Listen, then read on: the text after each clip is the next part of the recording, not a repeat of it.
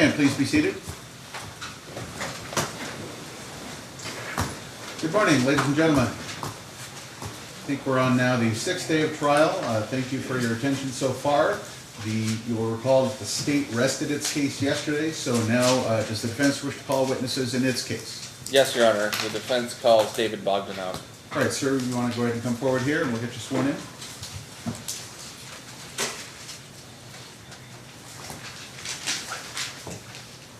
And, excuse me a second. Please raise your right hand. Do you solemnly swear or affirm the testimony you're about to give in these proceedings is the truth? Yes.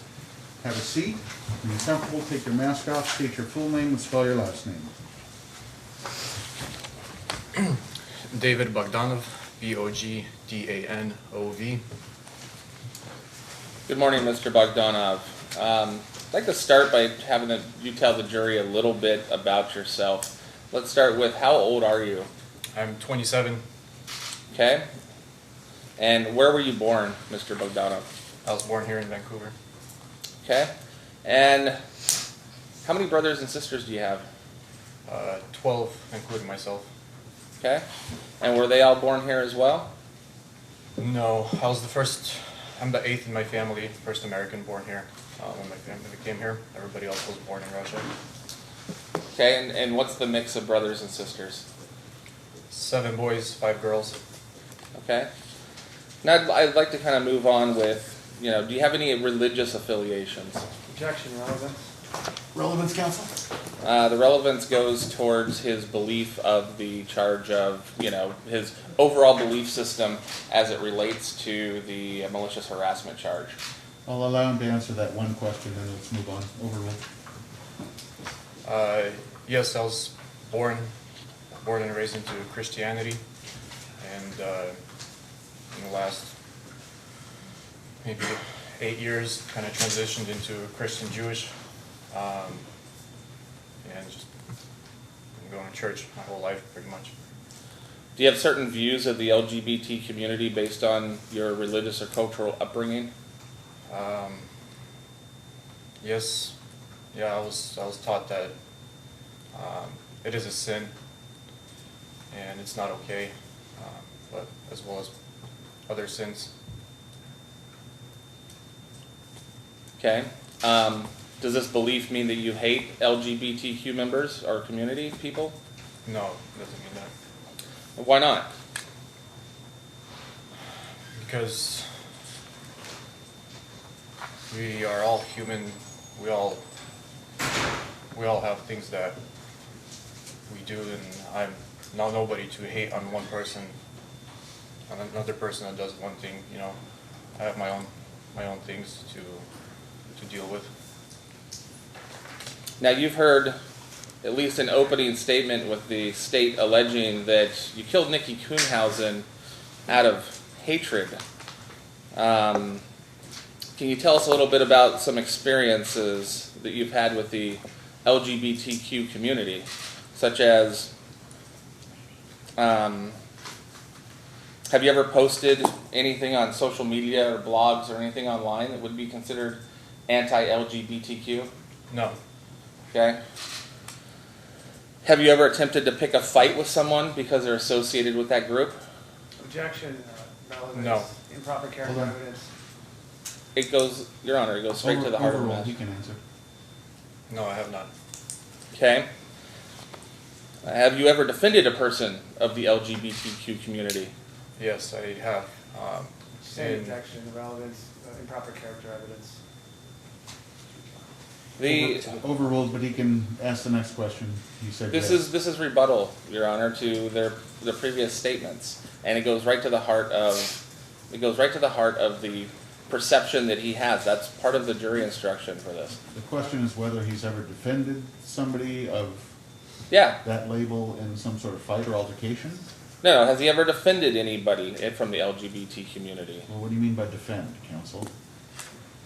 However he perceives that question, I guess, did he defend them in one way verbally or stand up for them or do something else? This goes to the heart of whether or not he has a hatred towards gays or bisexuals or transsexuals, which the state's alleged. Your Honor, I would ask to be heard on this issue outside the presence. All right, ladies and gentlemen, let's put your notepads in your chairs. We'll go back to the jury room and call you back in just a couple minutes.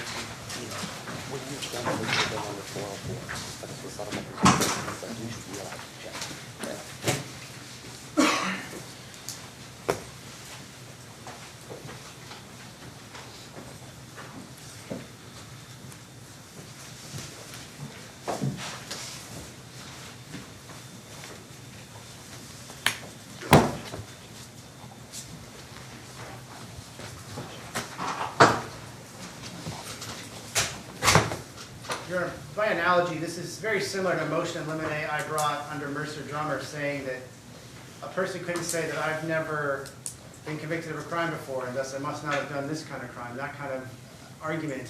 This is not proper character evidence under 404A or under 405. He's basically trying to say, one time I did a good thing, so I must have done only good things here.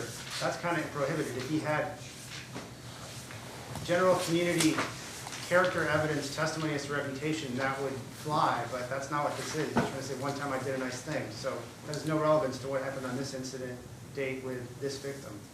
No, this is a rebuttable presumption. He should be allowed to testify as to the heart of the issue, as to whether or not he has some sort of hatred or bias towards this community, which would have led him to, kill Ms. Kuhnhausen for that reason.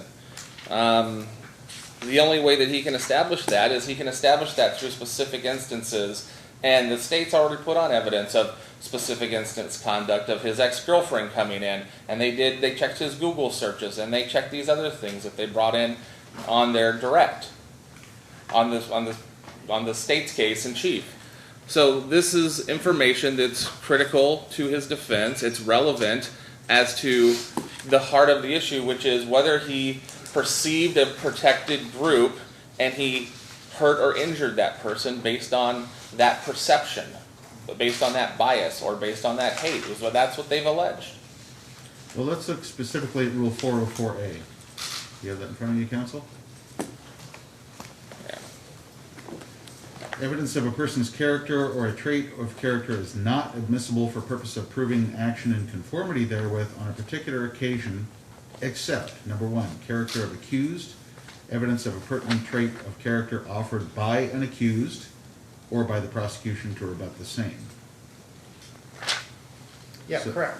Evidence of character, which has to come in the form of reputation, which they're not doing.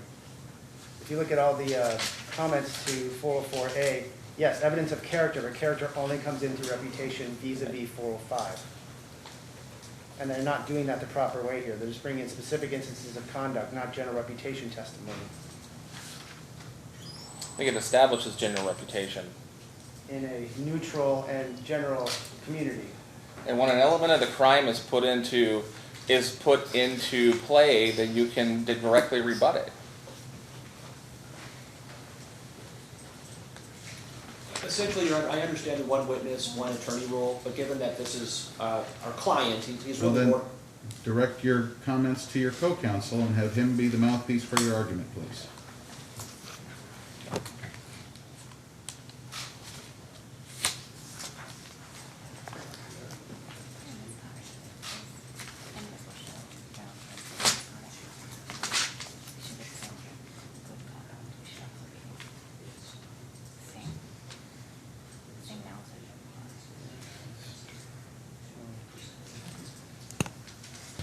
All right, Your Honor. So our response is we understand how they get the evidence in under 404. However, we're not being allowed the opportunity to rebut this. Therefore, we're not allowed the opportunity to put on a defense for the defendant. This is his story. He has the right to rebut this.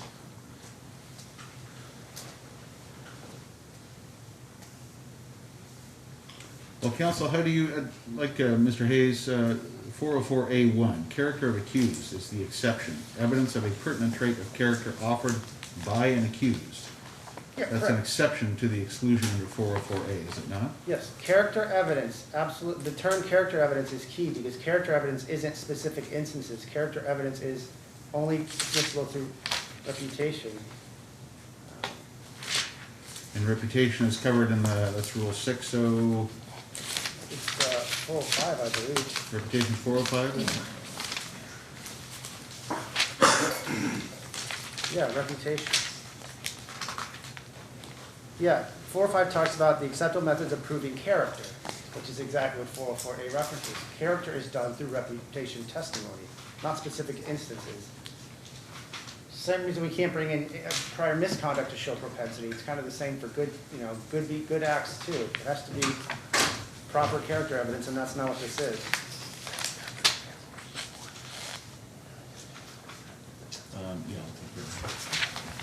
Just a reminder to anybody that's here in the gallery, the presence in the gallery today is limited to those who are immediate members of the victim's family and the defendant's family, okay? So anybody else who's not, you're allowed to participate over the Zoom feed. There's broadcast through a webinar, okay? Thank you.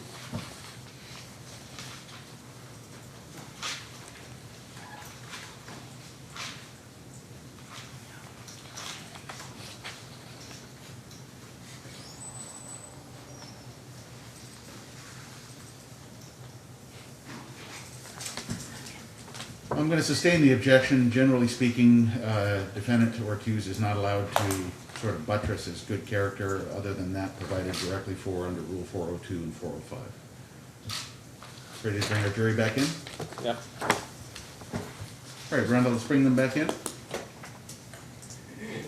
Your Honor, I'd just like to address one quick issue.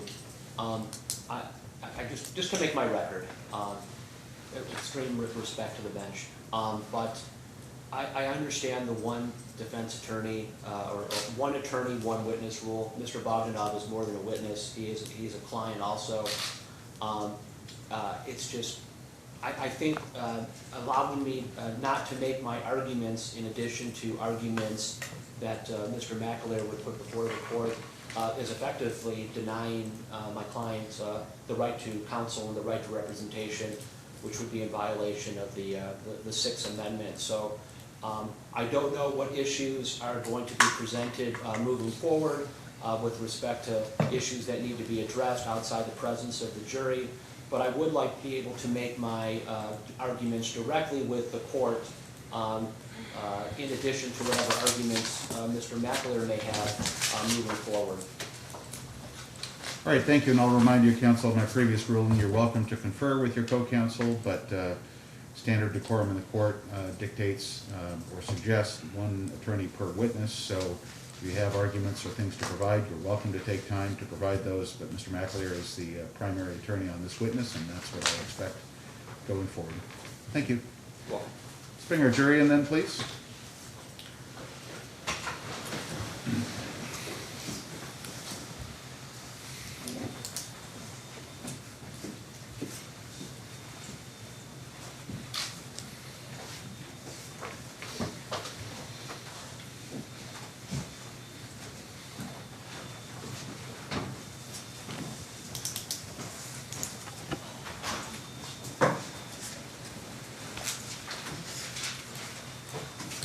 And please be seated.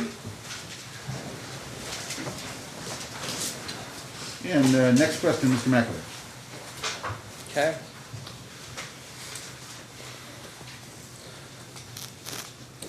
The state offered testimony through your girlfriend, or your ex-girlfriend, Anessa, where they talked about you and her in the mall, where she said that you observed a either a gay couple or heterosexual, something, or gay, bisexual, or transsexual couple, and you remarked to her that it was disgusting. Is that right? Yeah. What exactly was disgusting?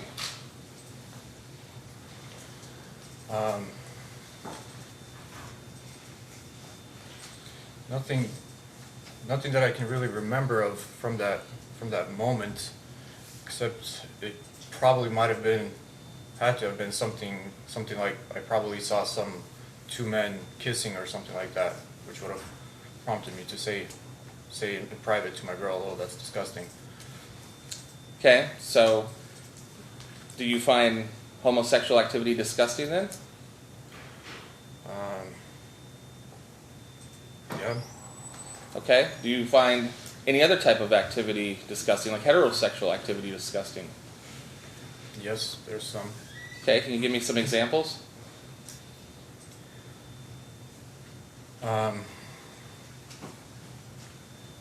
Well, some people have some, you know, weird fetishes, you know, such as peeing on each other. I find that disgusting. I've had ex-girlfriends who thought oral sex is disgusting. Okay. Is there anything outside of that realm that you find disgusting? Yeah. Such as, can you give me an example?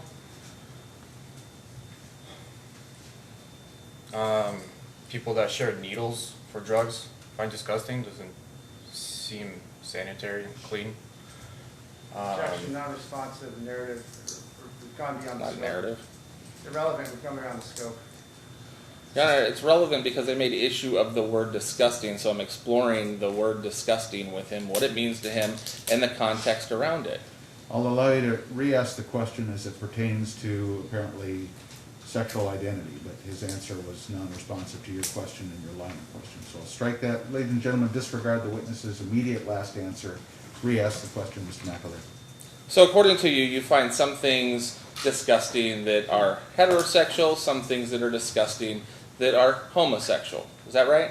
Yes. Is that just your way of expressing your opinion as to preferences? Objection leading.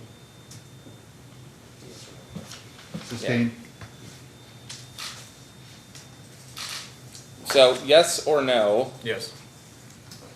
Wait for the question. Okay. Yes or no, do you find certain things disgusting? Yes. Yes or no? Is that because of your preference? Yes. Okay.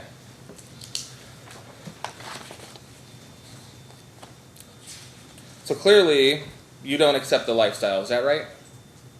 Yes. Okay. Do you hate people, though, specifically? No. Okay. Did you hate Nikki Kuhnhausen when you found out she was biologically male? No. Okay. Let's turn to the night in question. On June 5th, 2019, we heard prior testimony that you were hanging out with your brothers and drinking. Can you tell me if that's what you're doing or something else? Yeah, that's where I wound up. Okay. On June 5th, 2019, it turned into the early morning of June 6th, 2019. Did you happen to meet a female walking down Main Street? I did. Okay. Do you now know the name of this person? Yes. What is her name? Nikki Kuhnhausen. Okay. So when you saw this female, about what time was it?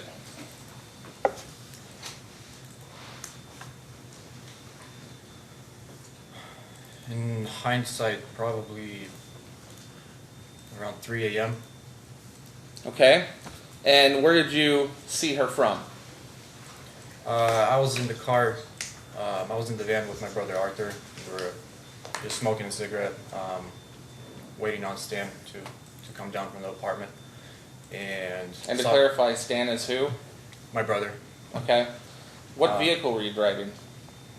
We were in, I think, Stan's cargo van at that time. And we're just sitting in the car parked on the road and saw Nikki walking across the street by herself. Okay. Did you approach her? Yes, I did. I told my brother to wait in the car, and I went and approached Nikki by myself. Okay. So when you first appeared to approach Nikki, how did she appear to you at that point?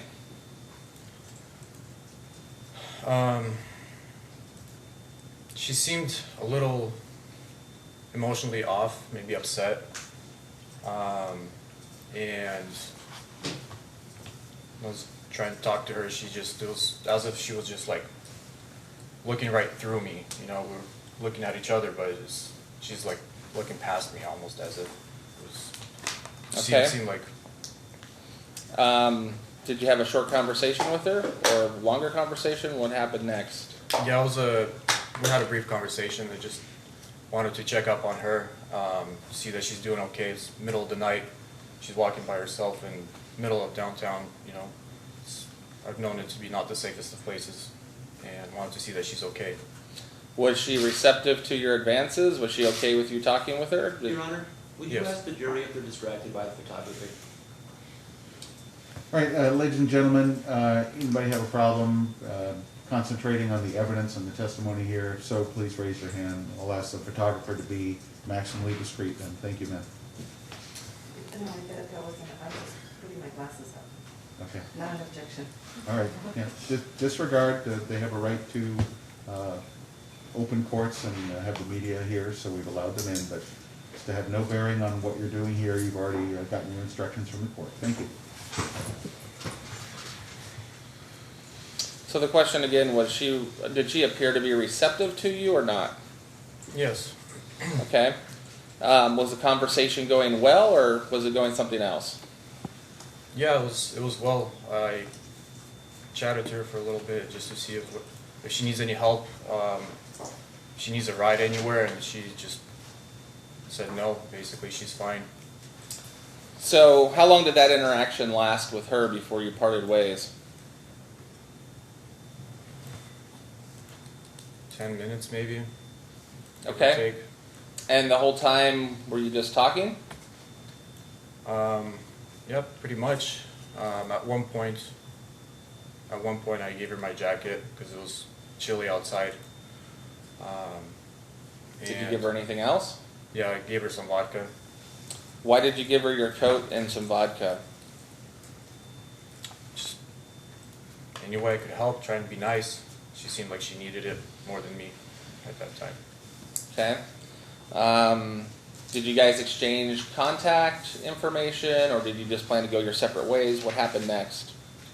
Yeah, I gave her my Snapchat username, and she had to remember it because she didn't have a phone on her, and we parted ways. Okay. And so where was this location down on Main Street? Where roughly were you? The apartment complex, or building is called Uptown Apartments, newer building, and it was probably just a block south of that. I don't know Okay. the street names that run east to west over there. So once you parted ways with Nikki, where did you go and who were you with?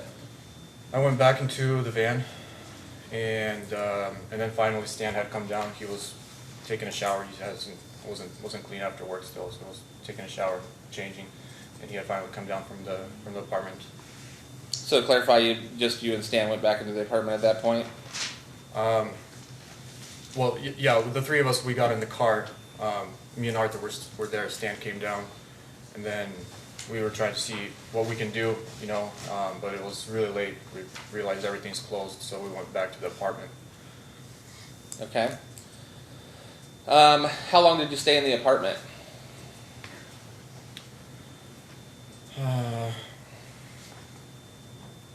Few hours probably went by, a couple hours.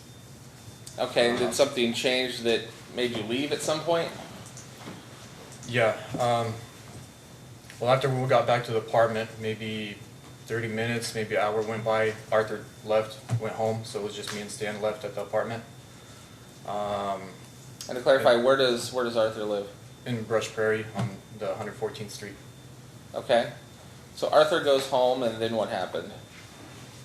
It's just me and Stan, and then eventually at some point, can't remember exactly what time it was, but Nikki adds me on Snapchat. It was probably a couple hours after our initial interaction, or where I saw her on the street. So she contacted you on Snapchat? Yes. Okay. Did you make plans to meet up after she had contacted you, or did you plan something else? Yes, she had dropped off an address and told me to come pick her up. Can you explain what that is? You said you dropped an address? She on Snapchat, she just sent me either a pin or just an address. So would that be the location of where she's at that you can put into a map easily? Yes. Okay. So did you meet back up with her at some point? Yes, I took Stan's van. We had just that one car between the two of us at that time, and drove by myself and to go pick up Nikki. Okay. And where did you pick up Nikki at? It was somewhere by off Grant and 4th Plain. I don't know exactly the street names in that area. Okay. And do you remember which van you were in? I was in Stan's van. It's a Nissan. Okay. And when you picked her back up, what was her demeanor?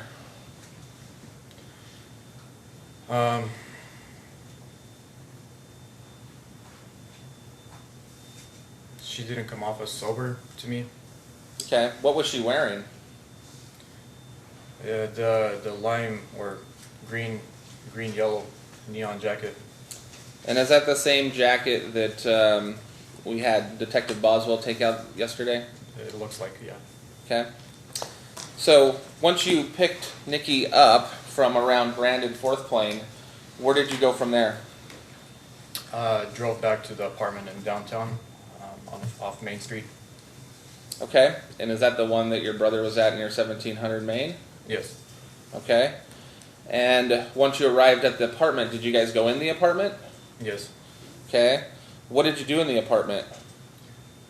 Me and her just sat at the dining table.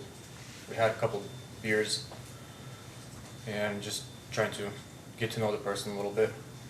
Okay. And how long were you at the apartment doing that? Maybe, I don't remember exactly, 15-20 minutes. Okay. What was your brother in the apartment? Yeah, he was. And what was your brother doing in the apartment? He was in the bedroom. I don't know what he was doing. He was doing his own thing in the bedroom. At some point, did you leave the apartment? Yes. Nikki had asked to go use the bathroom. She went to the bathroom, and then I chatted with my brother, and he said that he needs to go to work. What's my plans? You know, I just brought a girl over, and there's just this one car between us. So I told him to drive me and Nikki to Brush Prairie to get my car, and then he can go to work on his van. Okay, and what vehicle did you drive to Brush Prairie? The same one that you drove to pick her up? Yes, the same van, Stan's van. And why again were you going to Brush Prairie? To get my car. Okay. What kind of car did you have? An Audi A8L. Okay. Is he 182? 182. 182, yeah.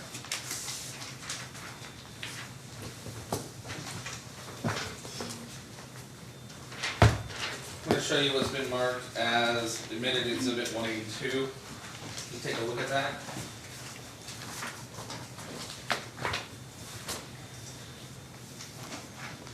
Do you recognize what that is? Yes, it's a bill of sale for the Audi. Okay.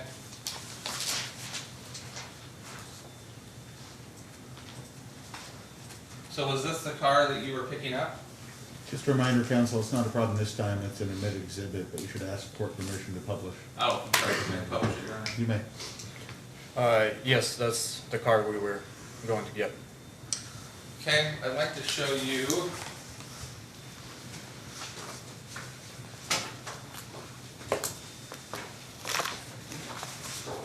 a picture here.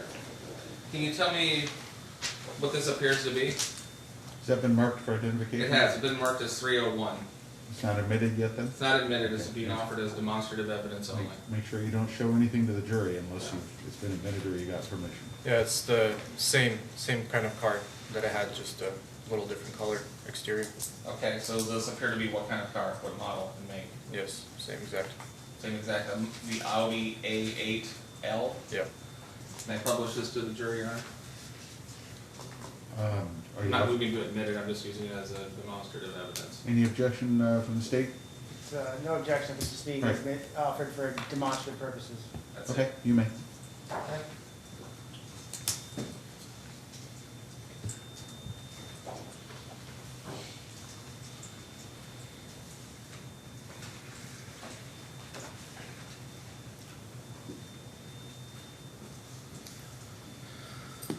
So that's the car you went to pick back up. What did you do when you got there? We pulled into the driveway. Me and Nikki got out of the car, and my brother turned around and left. And Okay. Where's your car parked at exactly? in the driveway on the 114th Street property in Brush Prairie. Okay. And did you guys use the vehicle, get in the car, anything like that? Yes, we walked up to it. I opened the door for Nikki. She got in, and then I went around and got in the driver's seat myself. So was Nikki sitting in the front seat or the back seat? She was sitting in the front seat, Okay. And where were you sitting? in the driver's seat. So was she sitting in the passenger seat? Yes, In the front? yes. Okay. So from that point, did you go anywhere? Yes, I saw that I was low on gas. I needed to fill up a little bit, and so we drove to a gas station nearby over there, just around the corner, to get some gas. Okay. Once you were done at the gas station, what'd you do? While I was filling up, I realized I needed to use the bathroom, and so I stopped by back at the house that was just around the corner, and went to use the bathroom. Is there a reason why you wouldn't use the bathroom at the gas station? I find public, especially gas station bathrooms, kind of disgusting. Okay. So you said you next went back to your brother's house? Yes. It was right around the block? Yes. Berkshire. Okay. What'd you do when you got back? I went inside the house. Nikki stayed in the car, and I was gone for a couple minutes maybe. Went to use the bathroom, and then came back to the car. Okay. Did Nikki go in with you? No, she stayed in the car. Okay. So when you came back out, where was Nikki sitting? I came back, and I opened my driver's door and saw that Nikki was moved to the back seat now, in the back of the car. Okay. And what was Nikki doing at that point? She was smoking something out of a pipe. Can you describe what the pipe looked like? It was just a short glass pipe. Okay. Is there anything else you could describe about it, such as smell, look, anything else? Yeah, it smelled really, really strange, like battery acid, or like if electronics get fried, wired or something, it's just this like chemically smell. It smelled like that, and I asked her if she's smoking weed, and she said no, it was meth. Okay. What were you thinking at that point? I thought it was really kind of weird, but I wasn't gonna make a big deal out of it. I didn't really like that she was smoking that in my car. And why weren't you going to make a big deal about it? Because I was thought that we're just gonna hook up probably, and I'm just gonna drop her off. Okay. And did you get in the front or the back of the car? I eventually got in the back. She invited me to come sit in the back with her. Okay. So did you get directly in the back of the car, or did you do something else? No, before I got into the back seat, I removed my gun that was on me. Okay. And what kind of gun was it? It's a Canik TP9 model. I'm going to show you what's been marked as Defense 304. Can you take a look at this? Okay. Can you tell me what it appears to be? The same handgun that I have. Okay. Does it appear to be the same model? Yes, And was it the same color? it's exactly the same. Okay.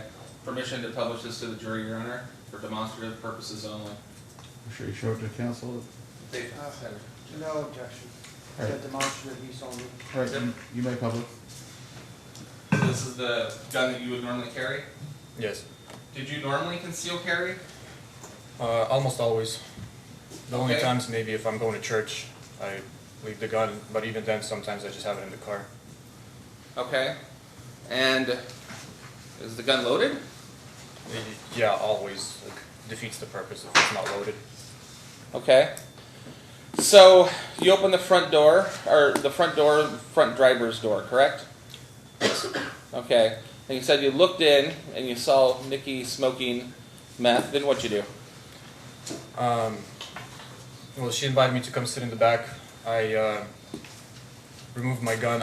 I told her that I concealed carry, and I have a concealed carry permit, and so that she doesn't freak out or anything.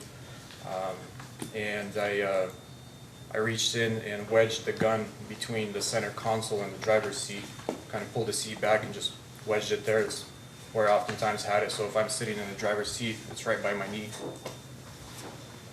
I'm going to show you what's been marked as Defense 302. Can you take a look at this? Tell me what you see. The interior of the same Audi, it's just a beige interior, mine had a black interior, only difference. Okay, was it substantially the same as what we're It's seeing here? exactly the same, Identical? otherwise, yeah. Permission to publish 302 to the jury for demonstrative purposes only? No objection for demonstrative only. You may. So this is what the front of your car looks like? Yes. Okay. Okay, so once you put the, you said you put the gun between the seat? Yes. Okay. Between the seat and center console. Okay, so is it like tucked closer to the back, to the front? Where's it at? Just kind of right there in the middle, as you see in the picture, that open space between the glove compartment or whatever it's called, and the edge of the seat, just like somewhere it would be like right around my knee. Okay, and so to be clear, it's not laying on the seat, it's actually tucked between. Yeah, it's tucked in between. It's pretty tight spaced, and I have to like kind of pull the seat back to tuck it in so it sits there. Okay. So what did you do next? I sat in the back seat Okay. with I'm going her. to show you a picture here, marked as Defense 303. Can you tell me what that appears to be? The interior of the back seat of the Audi. Again, just beige color, otherwise the same. Looks identical. Yes. Permission to publish to the jury for demonstrative purposes only. Mr. Hayes, please. No objection to demonstrative use only. All right, you may. So, which side of the back seat were you sitting on? I was sitting on the driver's side. She was on the passenger side. Okay. And so you're both in there fairly comfortably? Yes. Okay. There's something special about the Audi model A8L. Yes, the L stands for, I believe it's long based, so it's a little longer than the standard A8. It gives like an extra foot of room in the back seat, so you can just sit comfortably. The front passenger can sit comfortably, and in the back you can sit comfortably with your feet almost pretty much stretched out. Okay. So, what happens next? You're in the back seat with Nikki, the two of you. What happens next? We chatted for a little bit. Okay. How long did that last? A couple minutes, a minute. Okay. And what proceeded from there? That transitioned into us making out. Okay. And so by making out, what do you mean? Exchange of saliva. So kissing Yes. with tongue? Yes. Is there touching or anything else? Yes. Okay. Who was touching who? It was a little bit of both. At first, Where was she touching you?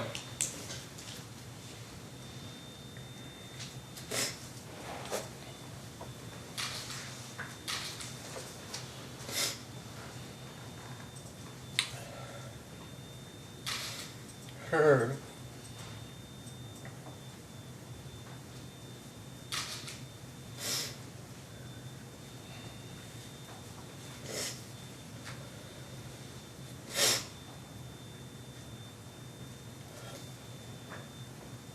She started touching me in my private area. Okay. So, how long does this last? Really short. Okay. What happens next? I unbuckled my pants and kind of pulled them down a little bit, Okay, how far do you pull your pants down? like mid-thigh. Okay. And what state of dress is Nikki in at this point? I'm sorry, what? What state of dress is she in? What does she have on? Is she taking anything off? No. Okay. So if I understand it, she has her clothes on. There's been some touching of your private parts. You've removed your pants to your thigh. Have you exposed your penis? Yes. Okay. What happens next? She engages in giving me oral sex. Okay. Can you describe the positions that you were in? How were you doing this? Were you sitting in the seat, laying down, something else? Yeah, I was sitting back in the seat. At that time, she propped her knees up on her side of the seat, so she was standing. She had her knees up on the seat. She was just leaning over, kind of like doggy style. Okay. And how long did this go on? Maybe a minute. Okay. So while this is happening, is anything else happening, or what happens next? I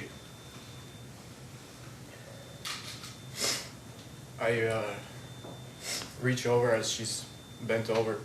I reach over and put my hand in her pants. Okay. Can you kind of tell me about that? What do you feel when you put your hands in her pants?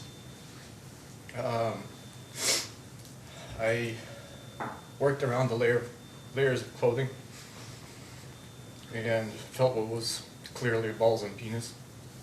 Okay. So what's going through your mind at that point? I was in shock.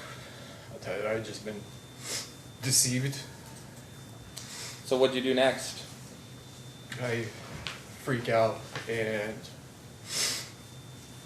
I push her back towards the passenger's door, and I just start freaking out, saying, I'm sorry if I cuss, but I was saying, what the fuck, what is this? You didn't tell me you're a dude. And started yelling at her to said she's a disgusting piece of crap. Okay. So what happens there? I was trying to pull my pants back up, and I was telling her to get the hell out of my car. Okay. So as you're pulling your pants back up and telling her to get the hell out of the car, then what happens? She lunges at me and hits me across the face. Okay. And then how do you react? I shove her kind of hard. I turn and push her back to her driver's seat, and I keep telling her to just get the fuck out of my car. Okay. Then what does she do? When she hit the passenger's door with her back, when I shoved her, she kind of picked up her foot and tried to just kick me with her foot from the passenger side. And at that time, I tried to swipe her feet so she doesn't hit me in the face, and I block her feet and I put them down into the footwell. And at that time, when I put him down, she just jumps up and goes towards the center console, towards my gun. Okay. What are you thinking at this point when she jumps or springs towards the center console and you think you're going at her console and you think she's going for your gun? What's going through your mind?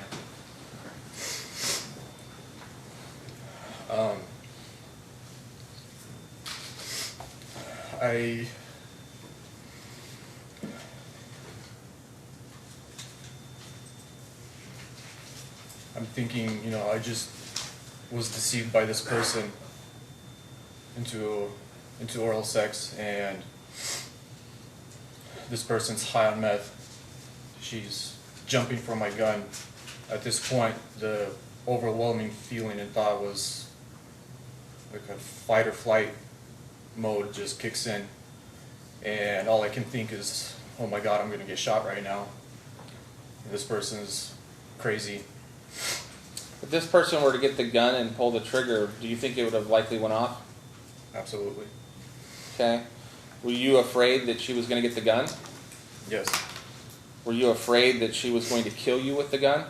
Objection Yes. leaving. Yes or no question. Yes. Overruled, he can answer. Okay. So she springs for the gun. Then what happens? The first time she springs for the gun to the center console, then what happens? I try to restrain her and pull her back to keep her away from the gun. And how do you do that? I tried grabbing her jacket. I'm sorry, the door opened. You tried to grab her what? I tried grabbing her by her jacket from behind and just tried to pull her back. So you tried to grab her by the green jacket? Yes, and that it was kind of slippery. It was like a windbreaker material and just slipped out of my hands. And when I kind of yanked her back and then slipped, and she just started fighting me, elbow me in the face and trying to grab the seats and reach forward. And then I go for her again and just grab her by the collar with one hand and yank her back and trying to keep her hands down, go over her shoulders and to keep her hands behind so that she can't reach for the gun.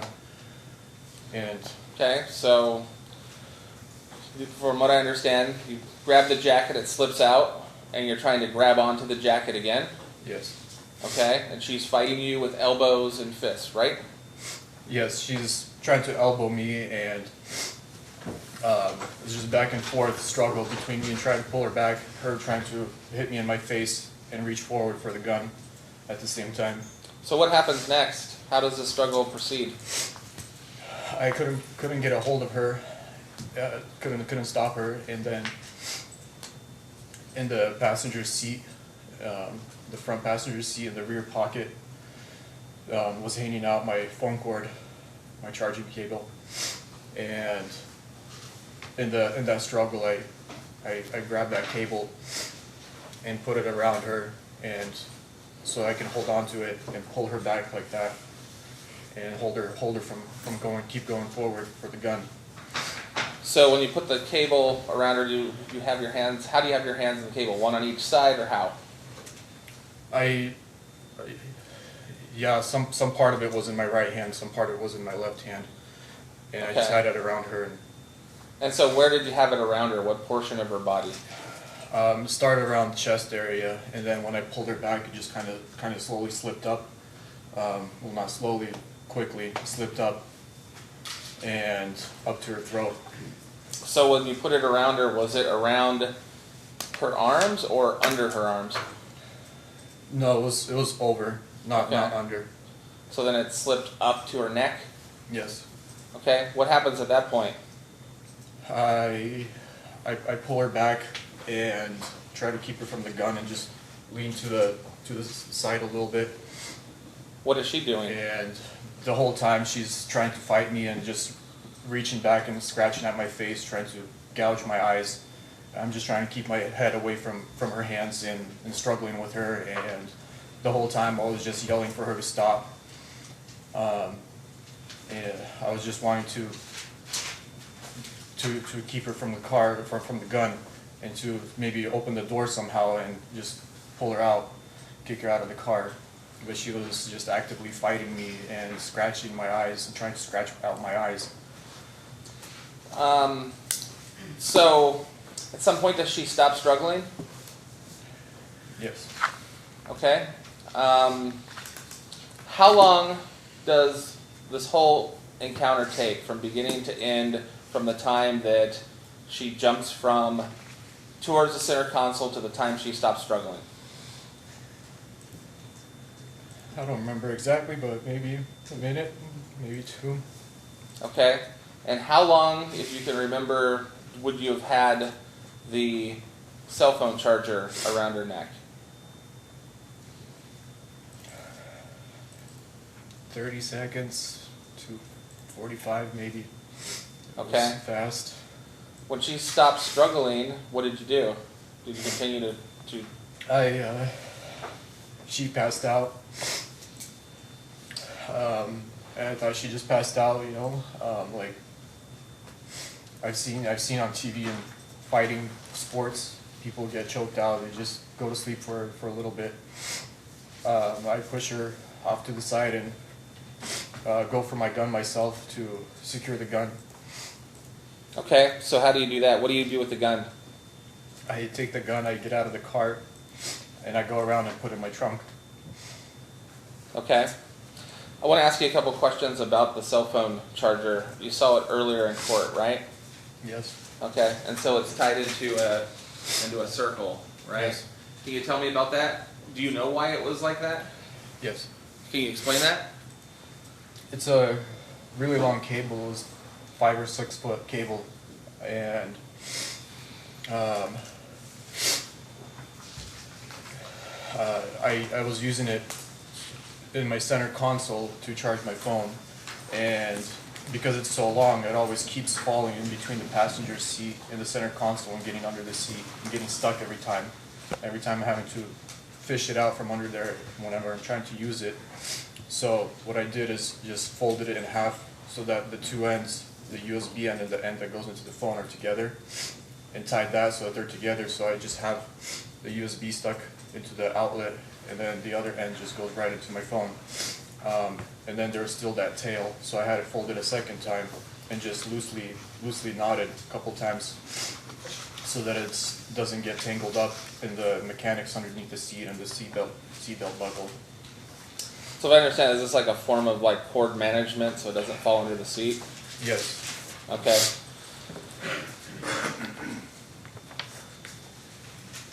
So, you think that Nikki passed out? You didn't think she was dead at that point? No. Okay, and you said you put the gun in the trunk? Yes. So when you came back to the car, what'd you do? I came back around to check up on Nikki, and she wasn't waking up, and I started. I tried to check if she's breathing. You know. Was she? No. Okay.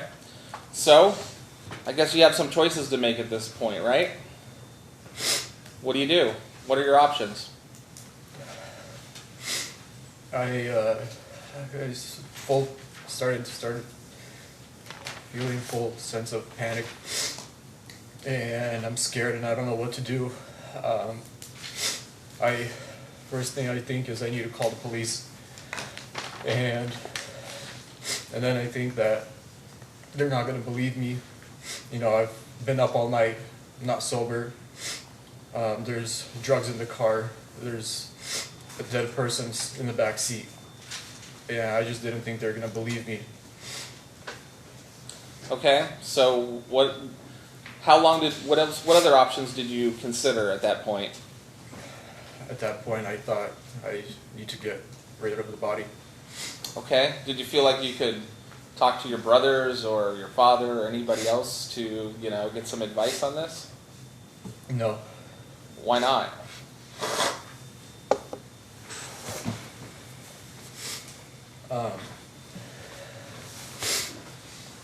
Because this was a very humiliating thing that happened to me at first, and I was just scared. I didn't want my family to know. I just wanted to put this behind me, like wishing it never happened. At that point, were you sure that Nikki was dead? She wasn't waking up, and I don't have any medical training, but I was trying to feel for a pulse and see if she's breathing, and I couldn't find that she was. Okay. So, did you during the struggle? Did you intend to kill Nikki? No, I just wanted to get her out of my car and stop the threat when she jumped for my gun. Okay. Were you surprised that she ended up dead after that struggle? Yes. Okay. So, you decided you needed to get rid of the body? How'd you decide where you wanted to take it? I've been up to Large Mountain before shooting, just started practicing, and it's a really close spot to a brush prairie. It's a 15-20 minute drive up there. I thought it was a remote place to go. Okay. Did you drive up there yourself? Yes. Okay. And when you got up there, what did you do? I pulled her out of the car, and there was that spot by the road where the hill just went down really steep. I just kind of pushed her down that. Okay. And at that point, you never saw Nikki again, I assume? No. Okay. The state offered some evidence earlier through various testimony, including yesterday, Detective Jensen, about you leaving the country for the Ukraine for about 6 weeks.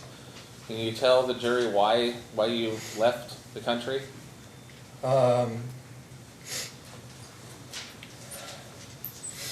I was scared, an emotional wreck, and I was thinking I need to quit my drinking, and that I likely would have not have been in this situation if I hadn't been drinking. And in the last couple of years prior to this, I just kind of went into drinking a lot, and if I wasn't out that night getting drunk, I would have never ran into Nikki, and that's what I knew. I need to change, do something, and just wanted to get away and get myself together, figure out what to do, and get back on track. So when you got to the Ukraine, did you abstain from alcohol, get treatment, do something else? For the first couple of weeks I stayed away, I was sober, and then I started having really bad nightmares. Okay, what kind of nightmares?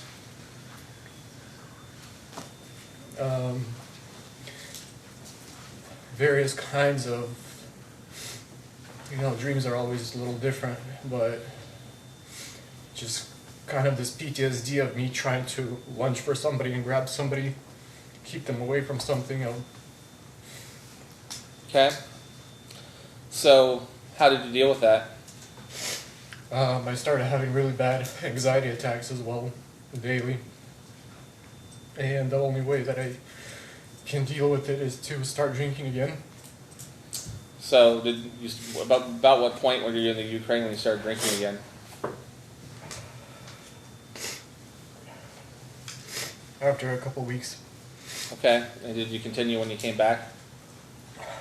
I tried to stop again for a brief period of time, and same thing, just daily anxiety attacks came back to the point where I'm just trembling and I can't do anything. So I started drinking again. Okay. I want to kind of go back to the car and the struggle briefly. During the entirety of the struggle inside the Audi, was she constantly reaching for the gun, or was she just fighting you? Or She both? was actively reaching for the gun. How many times do you think you observed that? How many times did she make an effort towards it that you remember?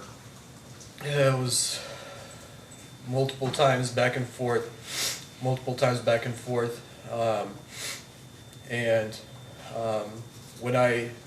When I went for the gun myself after she passed out, when I went for the gun, it was no longer wedged between the seats.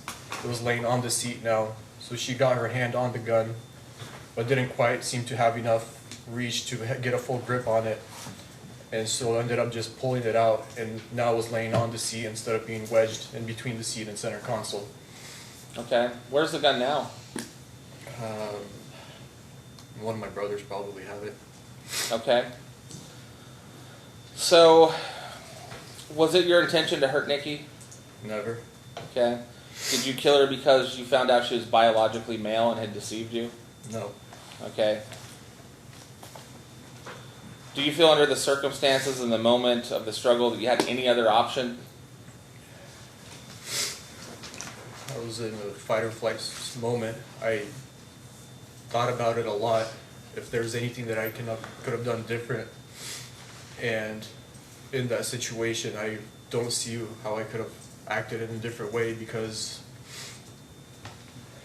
if she would have gotten the gun, I wouldn't be sitting here today. I would be in a different box. So you believe that she would have killed you, no doubt. Yes. Anything else? That's all the questions I have right now, Your Honor. Great, thank you, ladies and gentlemen. It might be a good time for a mid-morning break. I'll ask you to leave your notepads in your chairs. Please retire to the jury room. We'll take about 10-15 minutes and then resume with cross-examination.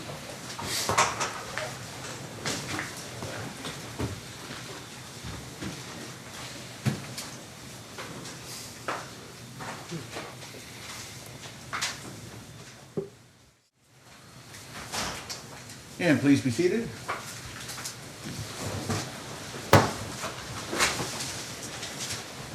Thank you, ladies and gentlemen. We're expecting to push then as normal towards the noon hour, expecting normal break then.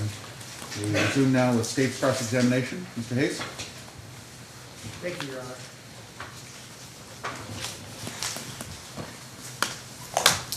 So this is Exhibit 192. This is a picture of Nikki, right? Yes. This is a picture of the person you killed, right? Objection argumentative. Overruled. Not intentionally.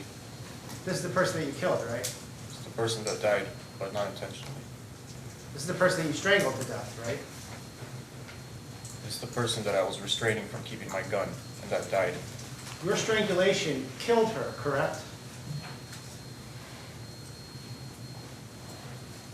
I suppose. Well, nothing else killed her, right? Right? I suppose. You suppose, or that's accurate? Yes. Well, Yeah. Your strangulation ended her life, yes or no? yes. Where were you living at the time you killed Nikki? In Brush Prairie off 114th Street. Same place Artur was living? Yes. Your brother Ilya, or Eli, he was living at 1226 West 21st Street in Vancouver, right? Yes. At the time you killed Nikki, your phone number was 360-952-9568, right? I don't remember the number, but that's probably right. And then you were using an Apple iPhone XR at the time, right? Yes. You later gave that phone to your brother Daniel, correct? Yes, I had gotten a new phone a couple of weeks before December 17th, maybe, of 2019. And you did a restore, and you brought all your backup iPhone information onto your new phone, right? Yes, iPhone has that feature. I just transferred all the data. That phone gave it to my brother, the red one. Stan was staying at 1700 Main Street at the time you killed Nikki, right? Yes. Artur was staying at the 12708 Northeast 114th Street, right? Yes. Artur have a wife or children? Yes, he has wife and, I don't know, 4 or 5 kids. And they were all at that same residence? Yes. They were all there the night you killed Nikki? I don't know if they were home. I didn't see anybody. They both work and they have babysitters for their kids. They're both full-time workers. They wouldn't normally have babysitters around sunrise, would they? She's a caregiver. She sometimes works over the weekend even, or over multiple periods of days, weekdays, weekend. But she sometimes stays at the caregiving house where she works. So kids could be at babysitters sometimes, a couple days. This was a Thursday morning, right? I don't remember, but It was a weekday, right? It was not a weekend? I suppose, yeah. Whose van was the Ford Econoline, the vehicle you were driving at the time you were arrested? That was previously Arthur's van,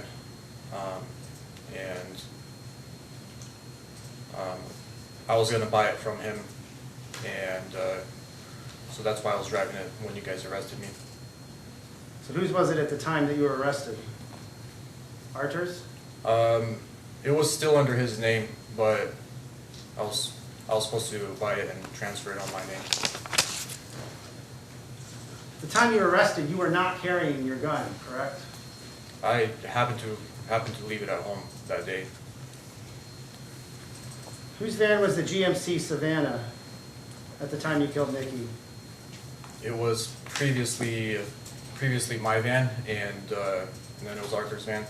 So that was registered to you in June of 2019, right? I believe so. Yeah, we basically just flip-flopped vans. His van was newer, and he needed some money for personal reasons, and so I gave him my van. Objection, narrative. Yeah, just answer the question. Yeah.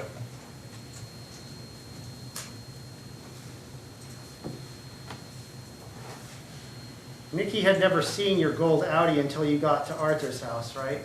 It's not gold, it's gray. She'd never seen your gold Audi until then, right? Objection No. calls for speculation.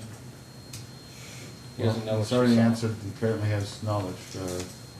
Overruled. I don't believe she There's did. no way she could have seen your Audi before you got to Arthur's house, right? I don't think so, no. Had you brought that up in conversation to her the first time you met her? I can't remember exactly. I might have mentioned that I have a different car.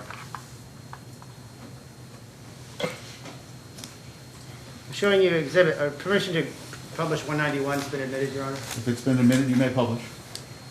I'm showing you exhibit 191. You sent these snap messages, correct? Yes.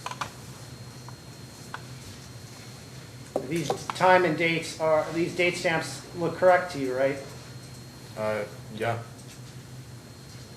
What were these first three 10-second snaps? I don't remember. Just a lot of times the way you communicate through Snapchat, you just snap a picture of something random, write a text in there, and send it. And I don't remember exactly specific what the picture was of, but there was communication going between those snaps.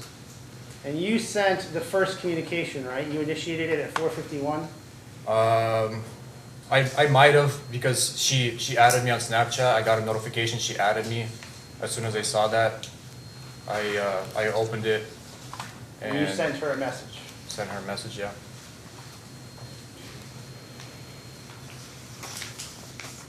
Your email is david_Bogdanov@hotmail.com, right? Yes, That was your email at the time you killed Nikki. yes, The jacket that you had loaned Nikki was a camo green colored jacket.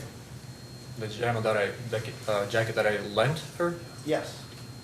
Yes, it was like a dark camo green from Express. What kind of material was that? Canvas? Something else? No, just cloth, cotton probably.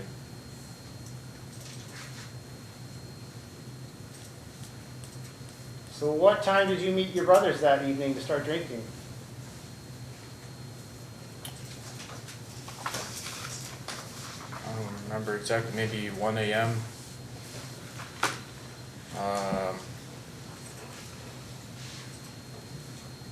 Prior to that, I was pretty drunk. I don't remember exactly what time I got to downtown from Brush Prairie initially. You were supposed to go to dinner with Ina that night, right? We were supposed to go to my sister's house. You were supposed to go out with your girlfriend. Do you call her Ina or Nessa? Nessa. You were supposed to go to dinner with Nessa, right? We were supposed to go to my sister's house and just hang out with my family, have some drinks, sit in the jacuzzi. So nothing about dinner was on the agenda? Well, usually dinner is part of that. And she was unhappy because you were drunk when you met up with her, right? No, that wasn't exactly the reason. That was part of the reason, right? No. So your having been drinking had nothing to do with it? No, me and her got into a conflict, an argument, because at the last minute, my family didn't want me to, some of my family members didn't want me to come over with her because I had some family members that didn't approve of me dating her. So I had to figure out how to change some plans, and I didn't want to hurt her feelings. But she still caught on and that my family didn't want her there, and that turned into an argument between us. You continued to date Nessa after this, right? Objection, relevance. Overruled. That night I was interpreted our fight that we had as we broke up, and we did end up getting back together for a little bit afterwards, sometime later.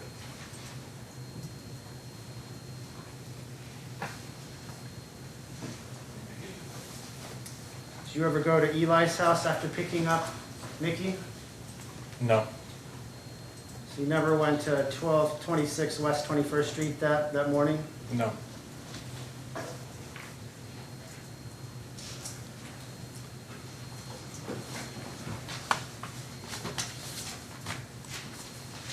You have a motion to publish a portion of Exhibit 134, which has been admitted.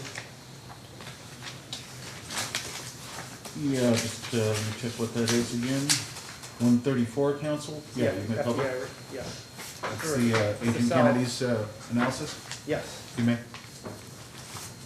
Showing you page 11 of Exhibit 134. On these bands here, your brother Ilya's house would be in these bands, wouldn't it? It's close to the downtown apartment as well. It's like northwest, yeah, right in that area. So But it would be covered in these bands here, wouldn't it? I don't know exactly. I don't know exactly where his house would be pinned on that map. But it would be close. But that band does go all the way to the east as well. We drove northeast towards Battleground Brush Prairie. Was there any place in these bands that you spent 12 minutes in?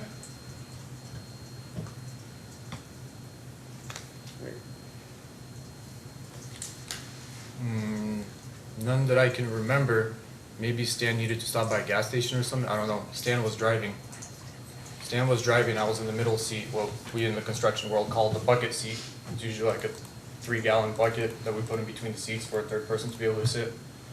So I don't exactly remember. From what I remember, we just drove straight to Brush Prairie.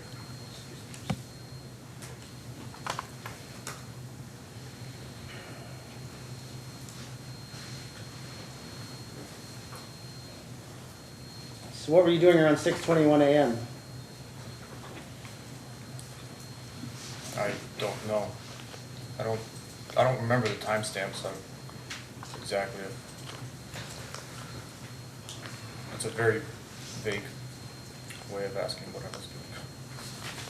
The most common use of pedek in the Russian language translates to faggot, doesn't it? No, That's not the most common usage? not for me, not for how I grew up understanding the word. What about for the rest of the Russian culture? That's the word most commonly associated in translation to faggot, right? For other people? Okay, can I explain? Was that yes or no? It can be, but no.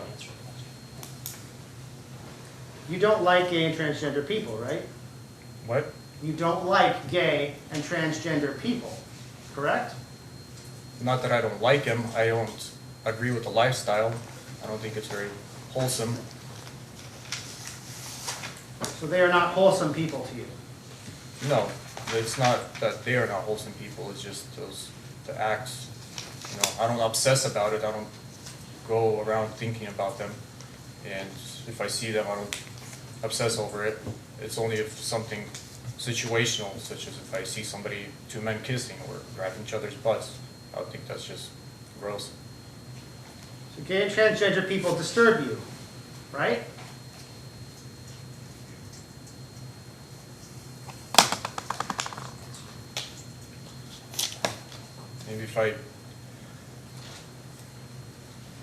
Maybe I don't have the right words to describe how I feel because English is my second language, but I suppose. That's the word you used multiple times when talking to Detective Jensen, right? You said that it was very disturbing to you, right? Yes. And they also disgust you, right? In a situation where if I would see some sort of gay act, yeah.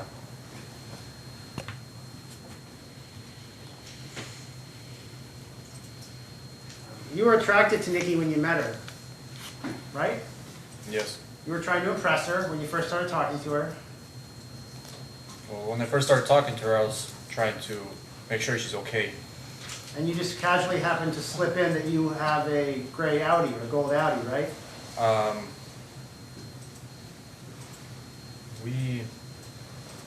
Yeah, she saw that I was on the van. So I offered if she needs to lift anywhere,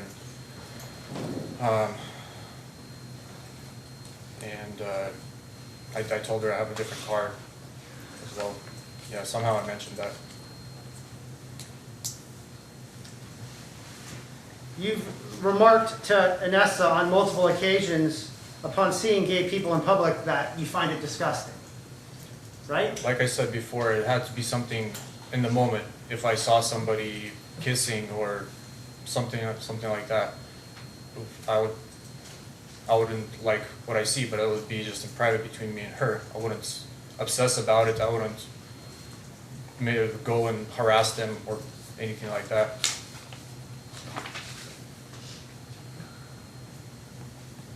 So, when did you start drinking that night? Objection asked and answered. I believe you already asked this question. Well, let me rephrase it. What time did you yourself begin drinking alcohol that night? I don't know what time it was, but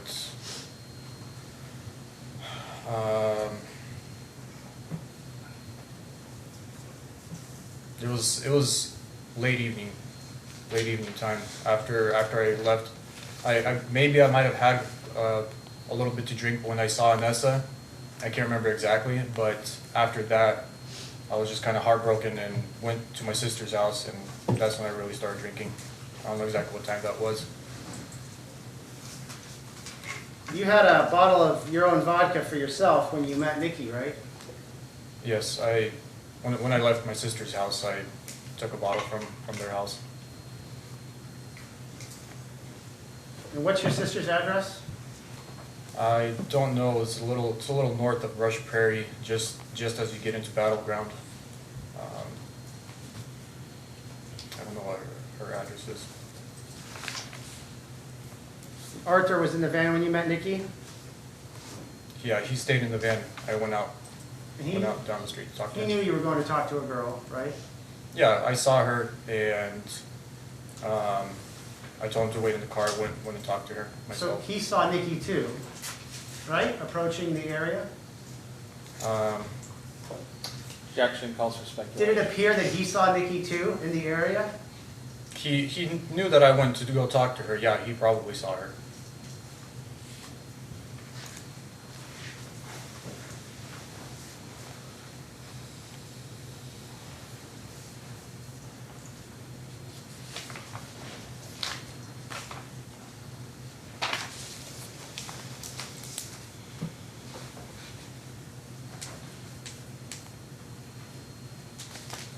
You're 27 years old now, right? Yes, You were 25 at the time of the killing? I think so. Yeah. Objection.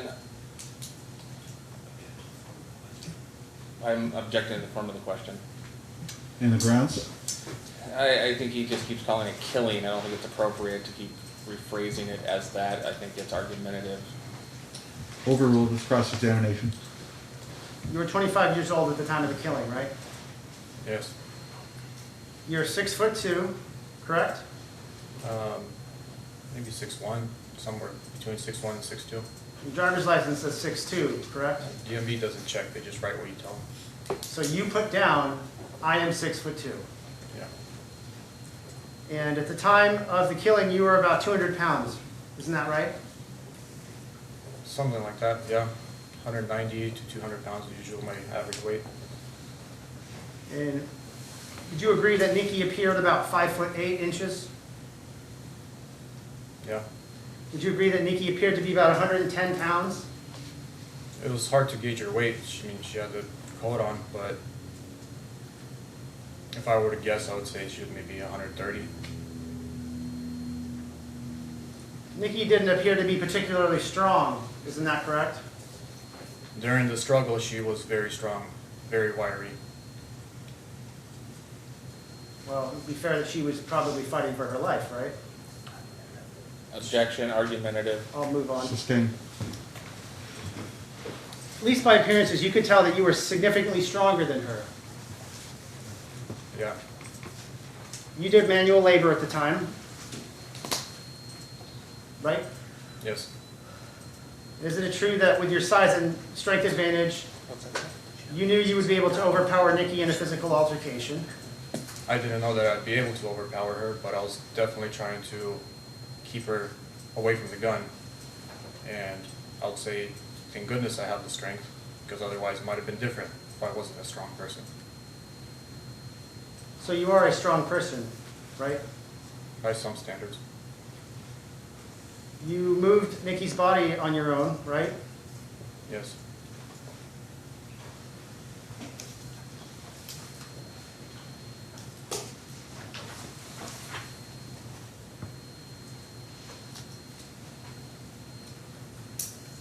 You used an iPhone charging cord to strangle Nikki, correct? Yes.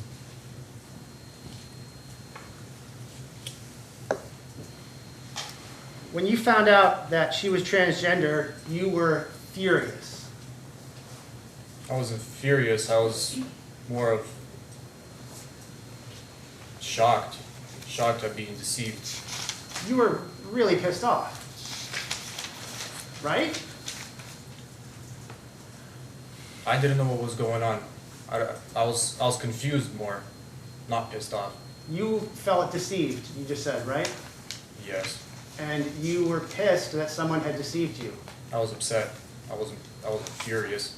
So you were upset that you'd been deceived. Of course, who wouldn't be? What straight male wouldn't be in that kind of a situation? Earlier you said you called her a disgusting piece of crap. What exactly did you say to her? Those weren't your words, right? You said something else? Disgusting piece of shit So you called her a disgusting piece of shit. for deceiving me. You said something along the lines of, what the fuck, you disgusting piece of shit. Yes. And wouldn't it be fair to assume that Nikki was likely afraid of you at that point, seeing that you were upset?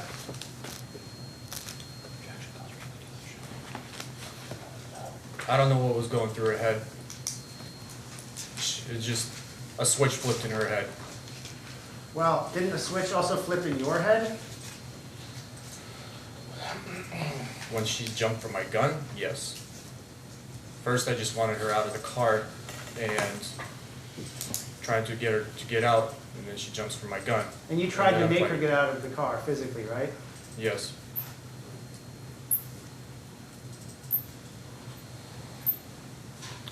And in your mind, wouldn't it be fair to assume that she was afraid of you? Objection calls for speculation. So he put his mindset in question. Well, I'm concerned about lack of personal knowledge, but rephrase the question.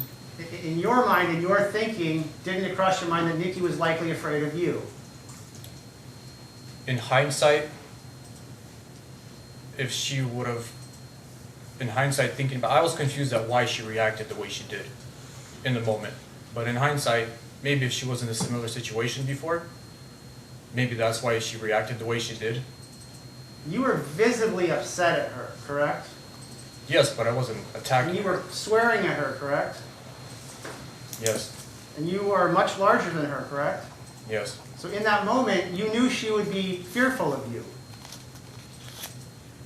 I didn't know she would be fearful of me.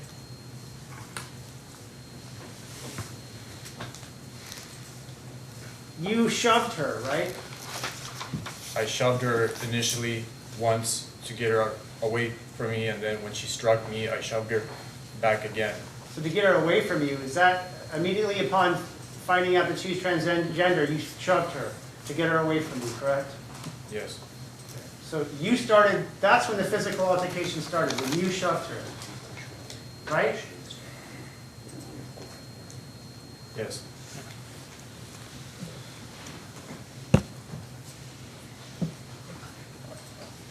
And she hit the other door when you shoved her, right? On the other side of the car? And she just kind of bounced to it, not like a slam or anything. Well, the force you used caused her to hit the other door, correct? Yes.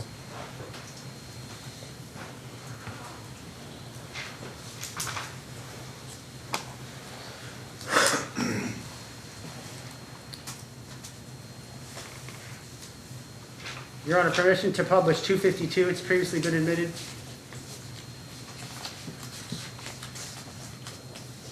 Yes, you may.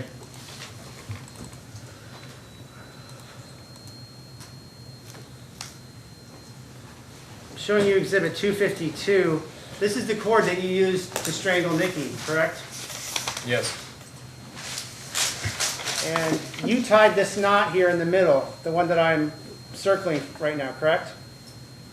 Yeah, I just folded it, tied it loosely so that it's bunched up together, just to manage cable management. So you're saying that knot was tied up before you used it on Nikki? Yes.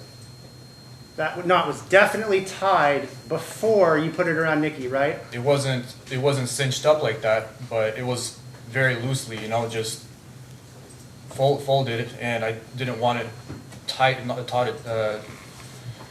knotted because cables inside, when you do that too much, the wire breaks, cables stop working. So I just had it loosely, just bundled up.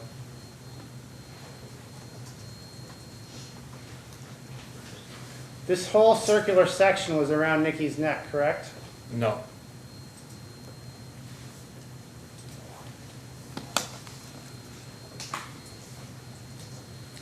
And when you had it around her neck, you wrapped it around, correct?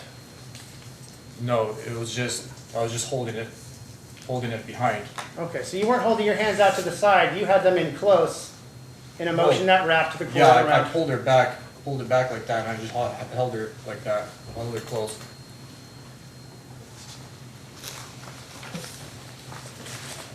And I think earlier you testified you had it around her chest at some point, the cord?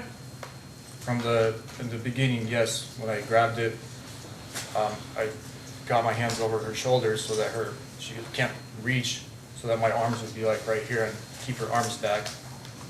And then, like, it was kind of like around the chest, and then when I pulled back, it just slipped up to the neck. So in the heat of this, you thought it would be a good idea to use a cord to restrain her around the chest?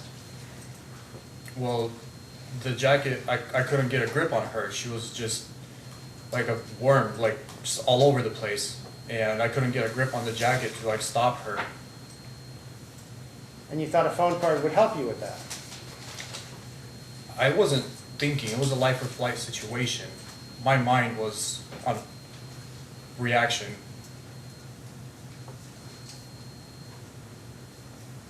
So when you put the cord around her, you're testifying that it was your intent to just restrain her around the chest area, is that right? It was my intention just to keep her away from the gun, restrain her, yes. And it's your testimony that the cord just happened to slip up to her neck? Yes, That was totally unintentional on your part? it was unintentional. But you didn't stop using it at that point, did you? Because she was actively fighting me, I was yelling for her to stop. All I could do was just keep repeating myself, stop, stop, stop. And she actively kept reaching over and trying to turn around and like get in my eyes and my face. So she was trying to stop you from strangling her, correct? No.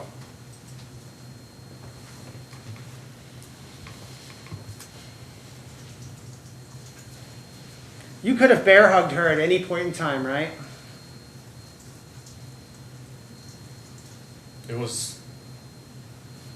That's kind of what I was trying to do. It wasn't working out. Nothing was working.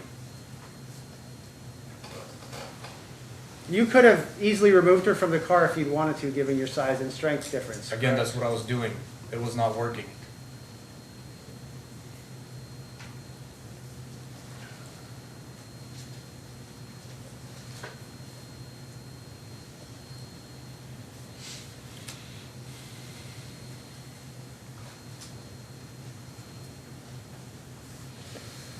So what happened to the cord after you killed Nikki with it?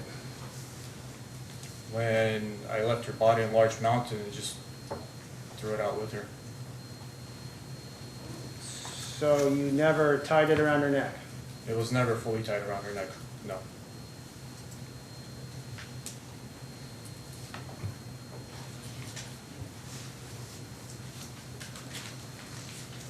And after she stopped moving, you continued putting pressure on her neck? No, after she stopped moving, that's when I let go. And you think that was a minute? No. Between her stopping moving and me letting go, it was right away. But the struggle with the phone cord was 30 seconds, maybe 40 seconds, 45.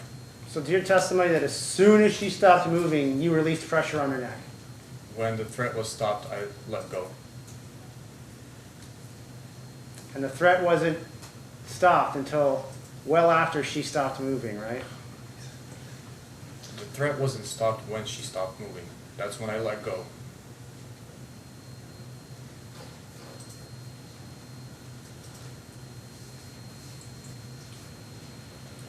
At the time that she was strangled, you were aware that putting a cord around someone's neck and engaging in strangulation can cause death. That was something you were... I wasn't thinking about that. So it never occurred to you that the strangulation could actually kill her? No, because that wasn't my intentions. So it never crossed your mind that's something that could happen? No.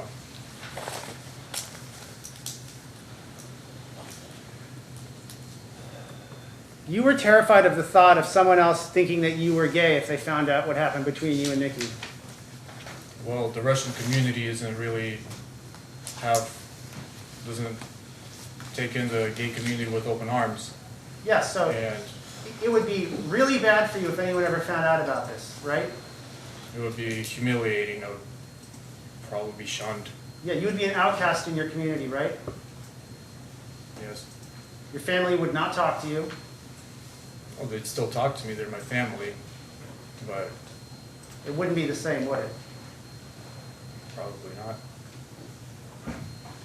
And the thought of people finding out about this was really scary to you.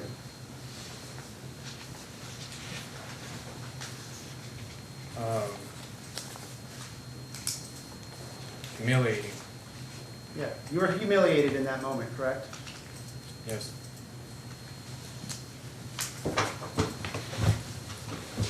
And you drove her body for almost an hour to the large mountain area, right? No. You didn't? You guys measured an hour or 40 minutes from downtown Vancouver. How long did it take you to We're get in there? Brush Prairie, which is significantly closer to Large Mountain already. How long would you say it took you to get there? Maybe 20 minutes. And you're familiar with the large mountain area, correct? You've been up there a lot? I've been up there shooting, doing some off-roading before. And you were supposed to go to work with Stan that day, right? I was supposed to stop by his job site, help him out. And you never did, correct? No. And he called you multiple times that morning trying to find out where you were. Yes. Did you ever tell him what really happened? No.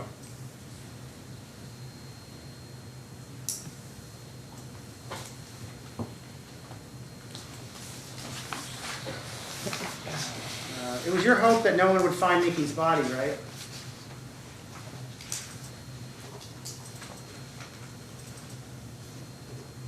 No, not.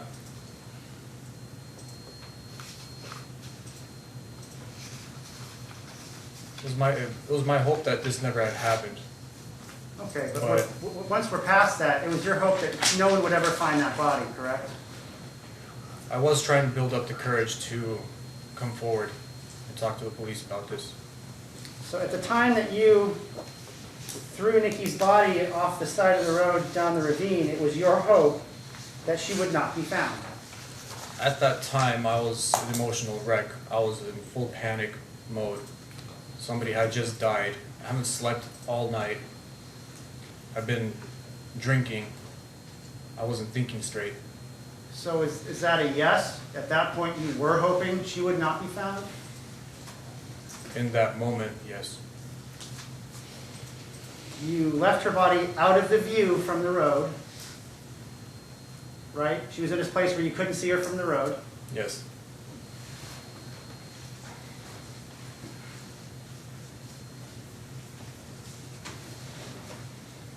And the last time you saw her, her jacket was on, zipped up, not inside out or anything like that? It was still on her. I don't remember. I don't know if it was zipped up or not. But she wasn't wearing it inside out, right? No. Not that I could tell. Maybe it was zipped inside out the whole time. I didn't notice when we were together.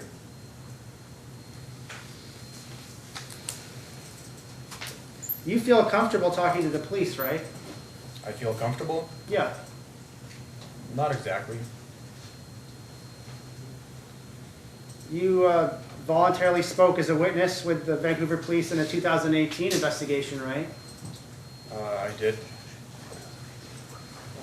And in this case, you voluntarily showed up to speak with Detective Jensen, right? I did. And nobody forced you to do those things. No, not actual any force or anything, but I did feel like I had to talk to them, and like I said, I was trying to build up the courage to tell them what had happened. You never found that courage, did you? No. So the same day that you killed Nikki, you bought a flight at around 9:45 p.m., correct? Yes. That was a one-way flight to Ukraine, correct? Yes. And at the time you left, you had not purchased any return flights, No. and you re-entered the U.S. back on July 15th, isn't that true? Flew into JFK Airport? Yes, the return flights, you guys have them mixed up. The return flights, I went from Kiev, there was a layover in Belgrade, Serbia, and then there was a layover in JFK, New York, and then from there to Portland. And then I was here in Portland for about 3 weeks, maybe a month. I don't remember exactly, and my parents had recently before that, they moved to South Carolina, and my mom was still here spending the summer here, and so then summer was at an end almost, and she needed to drive. She still had her car here. She needed to drive to South Carolina. There's nobody that could drive with her, so I drove to South Carolina and then flew back again from South Carolina back to Portland. So within that time period, I flew back to Portland back twice. You took a flight on August 26th to Portland from Charlotte. From Charlotte, right? Yes, that was me returning from my drive across America to get my mom there and then fly back.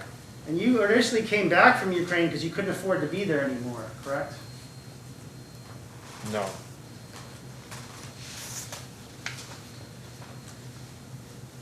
So you were in North Carolina between, well, I'll take that back. Your father has a house in North Carolina, right? I think it's south, but yes. In South Carolina? So you didn't go to the Ukraine for any type of alcohol treatment program? I went there to get, sorry for lack of a better expression, to get my shit together. I was an emotional wreck. So you fled there because you were afraid of being caught for what happened to Nikki, right?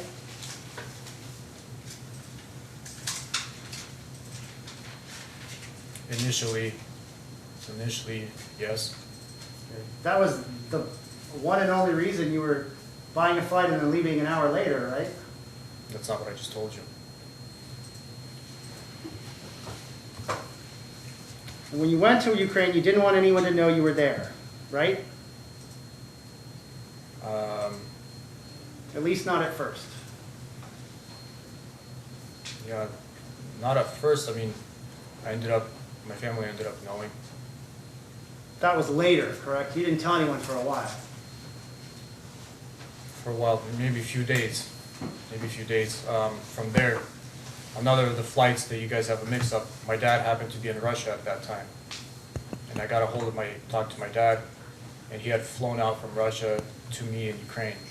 That was that Krasnodar to Moldova layover to Kiev. That was his flight. Did you tell Stan or Arthur that you were in Ukraine while you were there? Yes. How soon after you got there did you tell them that? I got a phone locally there, and I don't know, next day probably. So they knew you were in the Ukraine. Yes. And they knew why you were in Ukraine, didn't they? I just told him that I needed to get away and need some time to recover emotionally from just personal things going on. You didn't tell them that anything had happened with Nikki. No. When did you tell them that? I don't remember. It was probably already when I got arrested.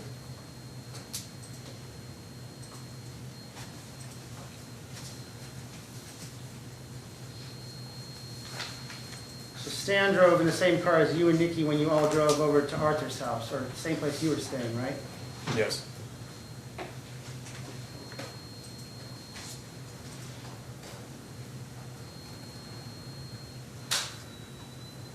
So you wanted to impress Nikki after you picked her up, right? I suppose, yeah. And that's why you went to go get your nicer car?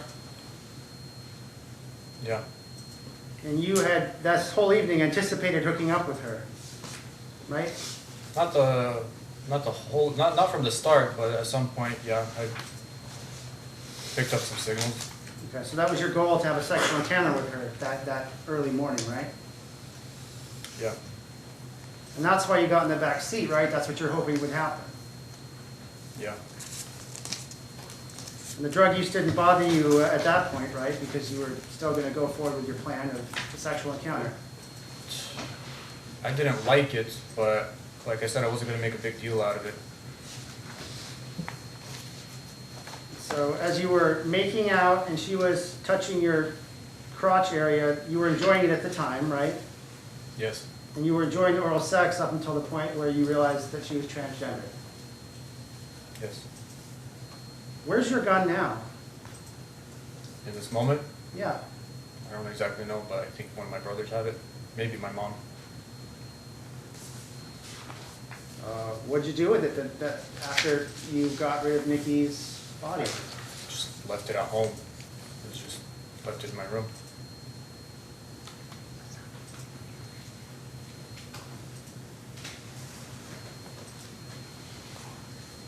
And do you find your gun when you came back from Ukraine? Yeah, I came back. It was in my gun case.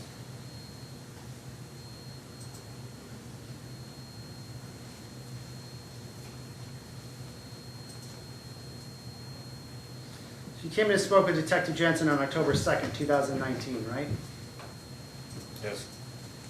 And you told Detective Jensen that you dropped Nikki off near your parents' house in Brush Prairie, right? That is what I told him. Yeah, that was false, correct? Yes. You told Detective Jensen that you went to your brother's job site after kicking Nikki out of your van, right? Yes. And that was false also, right? I did stop by a brother's job site. So, I mean, I just didn't tell him exactly what happened between me and Nikki, but after all that happened, and I still went and stopped by a different brother's job site. You didn't go by Stan's job site, did you? No, not by Stan's job site. You told Detective Jensen that you did go by Stan's job site, didn't you? I don't remember what I told him. You told Detective Jensen that you learned Nikki was transgender just as you were leaving your parents' old house where Arthur was staying, correct? Yes. And it's accurate that that was false, right? Not entirely. Well, it was false the way you told that story, right? I just left out the details. Well, you said you were driving or just at the end of the driveway when you found out. Isn't that what you told Detective Jensen? Yes. And that was false. Again, not entirely. It was pretty misleading at the very least, right? It was a half-truth. You told Detective Jensen you had no idea what happened to Nikki. Isn't that right? Yes. That was false. Yes. You told Detective Jensen you didn't know if she was alive, right? Yes. That was false. Yes. You never mentioned any meth use, correct? Yes. Isn't it true you never mentioned anything sexual taking place with Nikki? Yes. Isn't it true you never mentioned any violence between you and Nikki? Yes. Isn't it true you never mentioned feeling threatened by Nikki? Yes. Is it true you never mentioned anything about self-defense. Yes. You certainly never mentioned anything about killing her. Yes. And you didn't mention what ultimately ended up happening to Nikki's body. Yes. Isn't it also true that you told Detective Jensen you didn't remember much of that night because you'd been drinking? Might have said that. That would have been a false statement too, right? Yes. You did a second interview with Detective Jensen on December 17th, 2019, right? Yes. And in that brief interview, you verified your previous version of events that you told back in October, right? Yes. They gave you the chance to correct, change, or edit that version of events, right? They did. And you said that that was still what happened. I really wanted to tell them everything that had happened, how it happened. I was really scared. I've never been in a situation like this. I've never had any encounters with police before.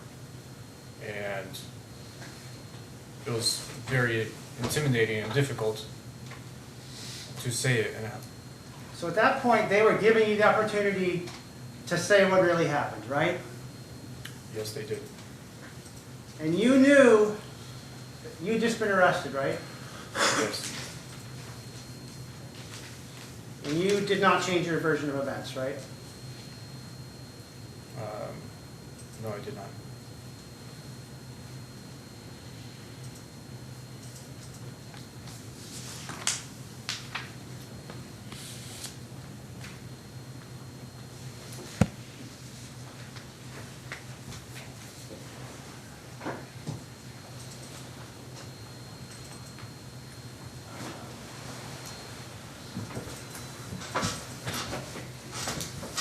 Where's your Audi now?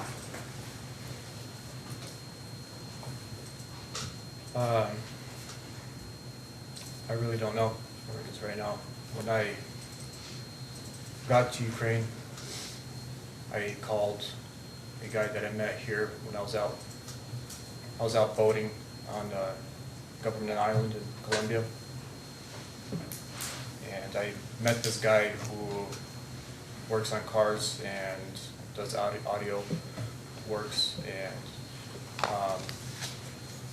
I was talking about him doing some audio work in my boat, and we just started getting to know each other a little bit, and he told me that he used to boost cars, and I didn't know what that meant, so I had to ask him if it meant stealing cars. He used to steal cars back in the day and chop them up, part them out.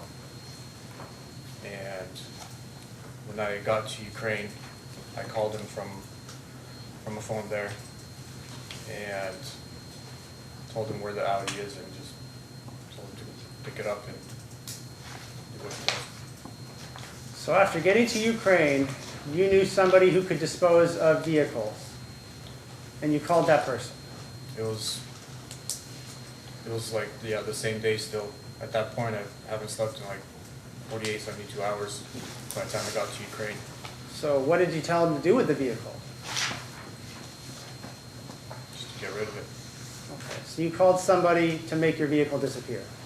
Yes. And that was not a cheap vehicle, was it? No.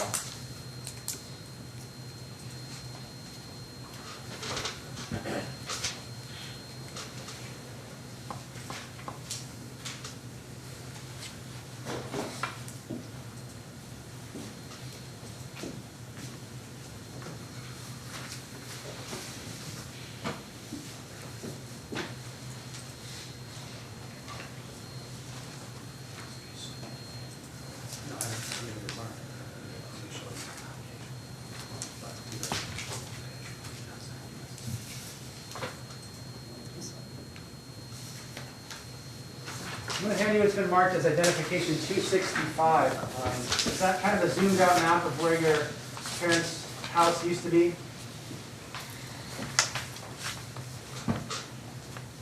Yes. And I'm handing you 264, this would be a zoomed-in picture of the driveway of your parents. What used to be your parents' house, right? Yes. And that house has since been demolished, is that correct? Yes, it was, the property was sold to a developer and he's cleared the area to build houses there.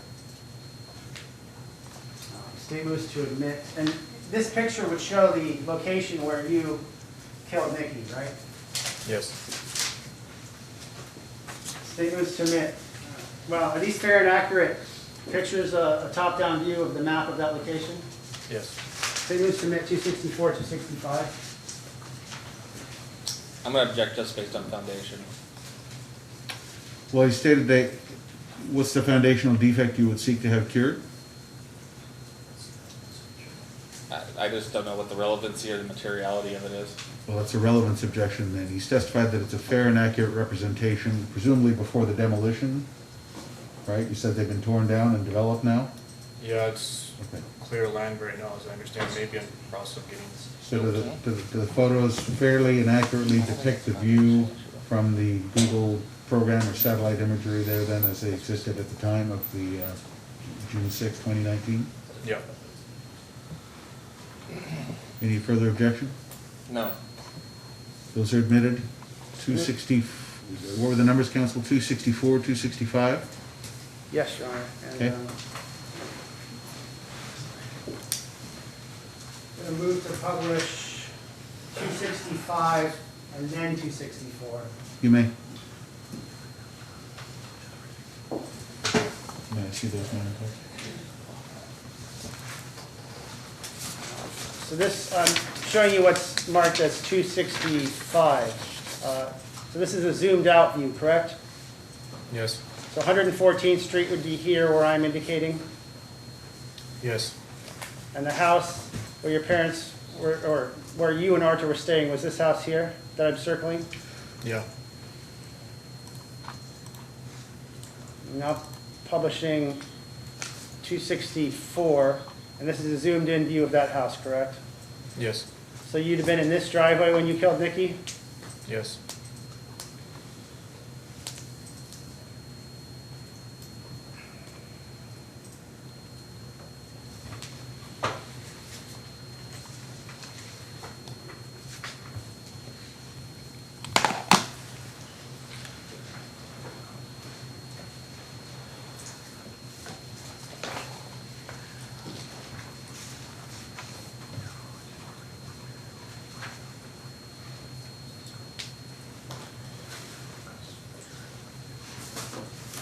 So you never tore Nikki's bra during this struggle? Not that I remember, but tearing, I don't know. So you could have torn her bra during this struggle? I was pulling on her from behind. And she was clawing at you during that point, right? Back and forth between trying to pull forward, grabbing onto seats, pull forward, grab the gun, and back in between trying to hit me and claw at my face. Yes. So there were points when she was just trying to claw your face, right, with both hands? It would just be more of like one hand, like turn around and reach back. Nothing further. Redirect? Briefly, Your Honor. Did you know Nikki before June 5th? No.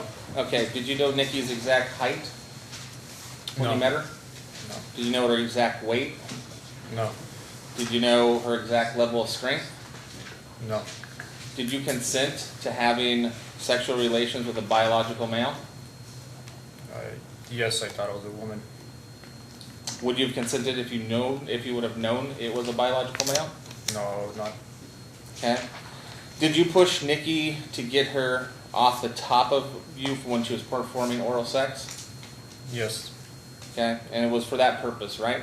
Yeah, it was for that reason. That first shove just pushed her off of me. Because once you found out, you were done having sex with Objection Nikki. leading. Yes. Sustained. Ladies and gentlemen, disregard the last question and answer. Were you done having, at that point, were you done having sex with Nikki? Yes. Okay. Did you think getting shot in the head or the chest was going to kill you? Absolutely. Did you kill Nikki because you felt humiliated? No. Okay. And did Nikki die because you were defending yourself? Yes.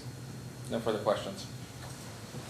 So, Recross. Nikki, to your knowledge, while this was going on, Nikki had never even touched your gun, correct? While what was going on? While you were having a cord around her neck. She was trying to reach for it. But she never actually touched that gun, did she, to your knowledge? She did. Well, you said that you saw afterwards that the gun was moved, right? You didn't know that at the time. She did. I saw her reaching for the gun, and the gun was not wedged between the seat anymore. It was on the seat. Earlier, didn't you say that's something you noticed after she was dead? It was when she passed out, and I pushed her off, and I go for the gun myself, and I saw that it's Yes. laying on the seat. So up to that point, you had no idea she had even touched that gun.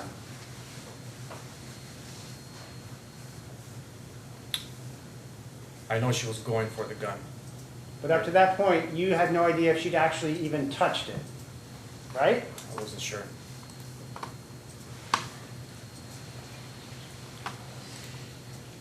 And she could have just been trying to get away from you into the front seat also, right?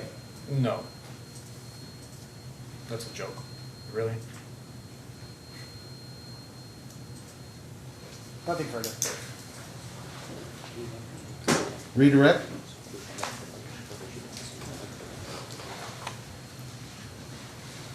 Mr. Bogdanov, did Nikki ever make an attempt to exit through one of the doors or get out of the car?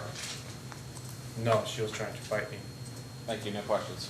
Well, once you had a cord around her, she couldn't get out of the car, could she? She also had the opportunity to stop trying to fight me. I was holding on to my life when she was actively trying to fight me. So she could not get out of that car once you had the cord around her neck, correct? If she had stopped fighting, I would have kicked her out of the car. And I was at the same time hoping to open the door and just drag her out myself. But she would not stop fighting me. Nothing further.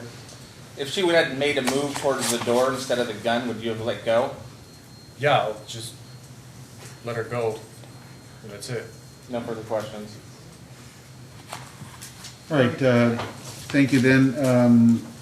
Mr. Bogdanov, please take your mask and your personal belongings. You can step back down to the defense table. Defense next witness.